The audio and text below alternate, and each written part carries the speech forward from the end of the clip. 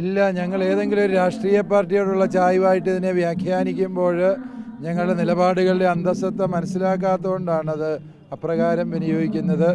Church bill വരുമെന്ന് പറഞ്ഞ് ഞങ്ങളെ ആരും ഭയപ്പെടുത്തേണ്ട കാര്യമില്ല. കാരണം ഞങ്ങൾ സഭ എന്തെങ്കിലുമൊക്കെ സ്വരുക്കൂട്ടിയിട്ടുണ്ട് എങ്കിൽ അത് ഞങ്ങൾ അധ്വാനിച്ചുണ്ടാക്കിയതാണ്. ഞങ്ങളുടെ ജനത്തിൻ്റെ കഷ്ടപ്പാടിൻ്റെ വിലയാണത്. അതുപോലെ തന്നെ ആഗോള സഭയുടെ കൂട്ടായ്മയിലൂടെ നൽകപ്പെടുന്നതാണത്. അതുകൊണ്ട് ഏതെങ്കിലും ബില്ല് വന്നാൽ അന്യായമായി എന്തെങ്കിലും സമ്പാദിച്ചിട്ടുള്ളവർക്ക് ഭയപ്പെടേണ്ടതുള്ളൂ. ചർച്ച് ബില്ലിൻ്റെ പേരിൽ സഭയ്ക്ക് പ്രത്യേകിച്ച് ഭയമൊന്നുമില്ല. അത് നീതിപൂർവമായ നിലപാടുകൾ ആ സമയത്ത് സഭ സ്വീകരിക്കുന്നതായിരുന്നു.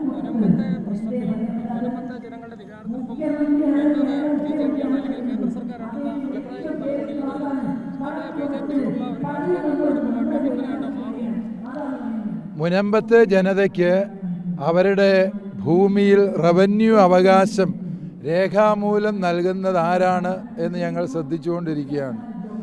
അത് അവിടെയും ഇവിടെയും പ്രസംഗം പറഞ്ഞതുകൊണ്ടോ അവിടെ ഏതെങ്കിലും നിയമം പാസ്സാക്കിയെന്ന് പറഞ്ഞതുകൊണ്ടോ മുനമ്പം പ്രശ്നത്തിന് പരിഹാരമാകുന്നില്ല.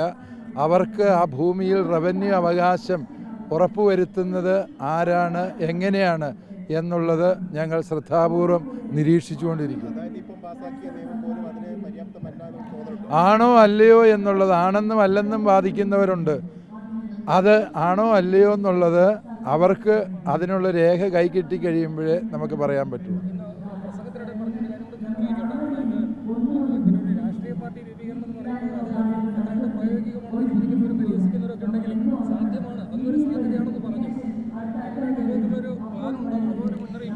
രാഷ്ട്രീയ പാർട്ടി രൂപീകരിക്കുന്നതിനെ കുറിച്ച് ഞങ്ങൾ പ്രത്യേകിച്ചുള്ള പ്ലാനിങ്ങുകളൊന്നും നടത്തിയിട്ടില്ല. മറിച്ച് അത് സഭയെപ്പോലെ സംഘടിതമായൊരു സംവിധാനത്തിൽ അത് ആവശ്യം വന്നു കഴിഞ്ഞാൽ അത് നടപ്പിലാക്കുക ദുഷ്കരമായ കാര്യമൊന്നുമല്ല.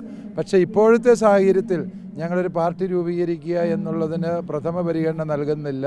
മറിച്ച് നിലവിലുള്ള രാഷ്ട്രീയ പ്രസ്ഥാനങ്ങളുടെ ശ്രദ്ധ ഈ അനീതിപരമായ നിലപാടുകളിലേക്ക് ക്ഷണിക്കുക എന്നുള്ളതാണ് ഞങ്ങൾ ഉദ്ദേശിക്കുന്നത്.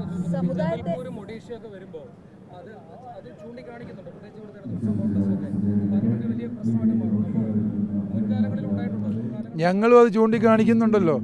ഞാൻ പറഞ്ഞല്ലോ, അപ്രകാരമുള്ള അതിക്രമങ്ങൾ ഈ ഞങ്ങളുടെ മുഖത്ത് മാത്രമേറ്റ അടിയല്ല, അത് മതേതരത്വത്തിൻ്റെ തിരുമുഖത്തേറ്റ അടിയാണ് എന്ന് പറഞ്ഞത് ആ അർത്ഥത്തിലാണ്. തെറ്റുകളെ തെറ്റാണെന്ന് പറയുവാനുള്ള ആർജവത്വം സഭയ്ക്ക് എല്ലാ കാലത്തും ഉണ്ട്. അത് സഭ ആർക്കും പണയം വെച്ചിട്ടില്ല.